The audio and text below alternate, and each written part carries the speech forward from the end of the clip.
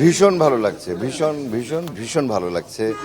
মানে খুব ভালো লাগছে যে আমার মানে এই যে শ্রমটা দিয়েছি এবং যেটা আমি এতদিন বলেছি মিডিয়ার সামনে, একটা সময় আমার টেনশন হওয়া শুরু হলো যে আচ্ছা যদি কিছু না হয় তবে কি হবে।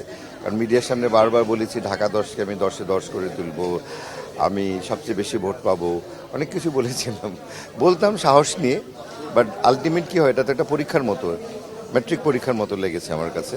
তো আস্তে আস্তে যখন রেজাল্টগুলো আসতে শুরু করলো, সকালবেলা মাননীয় প্রধানমন্ত্রী যখন ভোট দিলেন তার পরিবার সহ, তার সুযোগ্য কন্যা সহ, পুতুল খালা সহ যখন ভোট দিয়ে এলেন, তখন একটা বিরাট আনন্দ লাগা শুরু হলো যে মাননীয় প্রধানমন্ত্রী ভোট দিয়েছে, মানে এটা এক ধরনের বিজয় আমার জন্য, এটা that was the biggest achievement. তারপর বিভিন্ন কেন্দ্রে গেলাম, কিছু কেন্দ্রে গিয়ে দেখলাম যে একটু লোকজন কম, স্লো, তখন সান্ত্বনা দিলাম নিজেকে। অনেকে বললো যে শীতের সকাল আস্তে আস্তে আসবে। তারপর যখন বেলা বাড়া শুরু হলো, বিভিন্ন কেন্দ্র থেকে খবর আসা শুরু হলো যে না, প্রচুর মানুষের সমাগম হচ্ছে। তারপর আমি নিজে বেশ কিছু কেন্দ্রে গেলাম, গিয়ে দেখলাম যে না, সত্যি সত্যি মানুষ আসছে।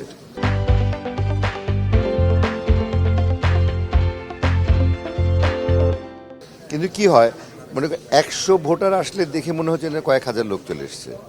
50 জন মানুষকে যদি আমরা একসাথে দেখি মানে বিরাট বড়, কিন্তু নাম্বার আর বাড়ছে না। তখন আবার আরেক ধরনের চাপ, আরেক ধরনের টেনশন, আসলে কি হবে, আসলে কি হবে। আবার কেউ কেউ বলছে অন্যান্য প্রতীকের ওরাও ভোট পেয়ে যাবে, অন্যান্য প্রতীক যারা পেয়েছে তারাও ভোট পাচ্ছে, because it was A competitive election. যাই হোক, সন্ধ্যার দিক থেকে যখন রেজাল্ট আসা শুরু হলো, তখন আস্তে আস্তে মানে সার্বিকভাবে আনন্দ বাড়া শুরু হলো। এর মধ্যে আমার পরিবার সারাদিনই আমার সাথে ছিল, তানিয়া, আমার 2 মেয়ে, মা আসলো, শাশুড়ি আসলো, বন্ধুরা আসলো, স্বজনের আসা শুরু হলো। আর এক এক করে এক ইউনিট থেকে সমস্ত আমার নেতাকর্মীরা, বিশেষ করে আমার অঙ্গ সংগঠনের যারা, মানে আমার সবচেয়ে বড় শক্তি, হ্যাঁ, যে যুবলীগ, ছাত্রলীগ, সেবক লীগ, স্বেচ্ছাসেবক লীগ থেকে শুরু করে শ্রমিক লীগ, কৃষক লীগ, কেন্দ্রীয় যারা নেতা, তারা আসা শুরু করলো। এবং জয় বাংলা স্লোগানে একসময় আমার এই অফিস মুখরিত হওয়া শুরু হলো। তখন মনে হলো যে না, আমরা বোধহয় জয়ের দিকে যাচ্ছি। এবং এখন মনে হচ্ছে যে আল্লাহর রহমতে আমরা মানে শতভাগ নিশ্চিত হয়ে বলতে পারি আমরা বিজয়ী হয়েছি। তবে এই বিজয় আমার একার না, এই বিজয় আমাদের সবার। আমি মনে করি নৌকার এই জয় বাংলাদেশের জয়, নৌকার জয় শেখ হাসিনার জয়, নৌকার জয় মানে হচ্ছে গিয়ে স্বাধীনতার সপক্ষে শক্তির জয়। তো অনেক কথা দিয়েছি, অনেক কথা বলেছি। আমি গ্রেটফুল নতুন যারা ভোটার তাদের প্রতি, কারণ ওরা they are very committed to me. এবং প্রচুর নতুন ভোটার এসছে, প্রচুর নতুন ভোটাররা ভোট দিয়েছে। তারা প্রত্যেকে আমাকে হাত ধরে প্রমিস করেছিল যে আমরা ভোট দিতে যাব ভোট কেন্দ্রে। তারা এসেছে, তাদেরকে আমি স্বয়ং নিজে গিয়ে দেখেছি। অনেক সিনিয়ররা এসছে। তো এইটা আমার খুব ভালো লেগেছে যে ধানমন্ডি আজকে একটা উৎসব মুখর পরিবেশ সৃষ্টি, রিক্সা দিয়ে বাবা মেয়ে যাচ্ছে। আবার আমি যখন হাজারিবাগে গিয়ে দেখলাম যে খুব সেজেগুজে সবাই যাচ্ছে ভোট দিতে। তো আমরা যেই নিউ মার্কেটে সবাই বলে ফ্লোটিং ভোটার্স, হ্যাঁ, নিউ মার্কেটে বলে ফ্লোটিং ভোটার্স, নিউ মার্কেটে 4টার পরে লোক গেছে, ওরা ভোট দিতে পারেনি। তো তখন আমার মনে হলো যে না, সময়টা যদি 6টা পর্যন্ত হতো তবে হয়তো ভোটার সমাগম আর অনেক বেশি বাড়তো আর কি।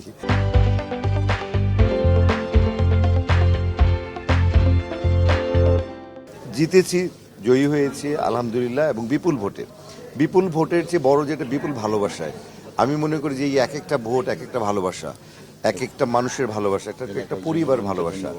হ্যাঁ, তো তারা যে ভালোবাসাটা দেখিয়েছে, সো আমি আগেও বলেছিলাম যে আমি তাদেরকে শতগুণ বেশি ভালোবাসা ফিরিয়ে দেবো।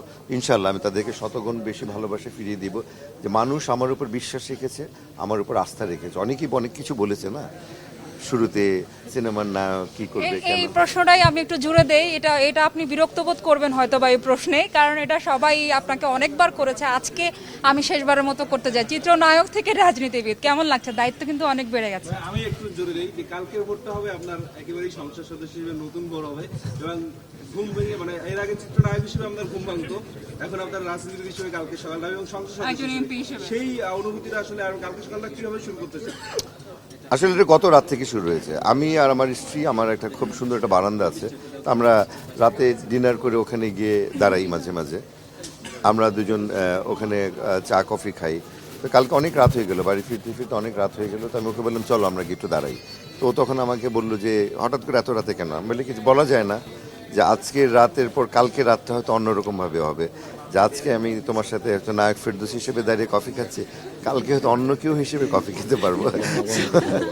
হ্যাঁ, তো সেই ক্ষেত্রে আমার কাছে মনে হয়েছে যে কালকে সকালে ঘুম থেকে উঠে ডেফিনেটলি অন্যরকম একটা অনুভূতি হবে, কিন্তু মানুষটা একই থাকবো।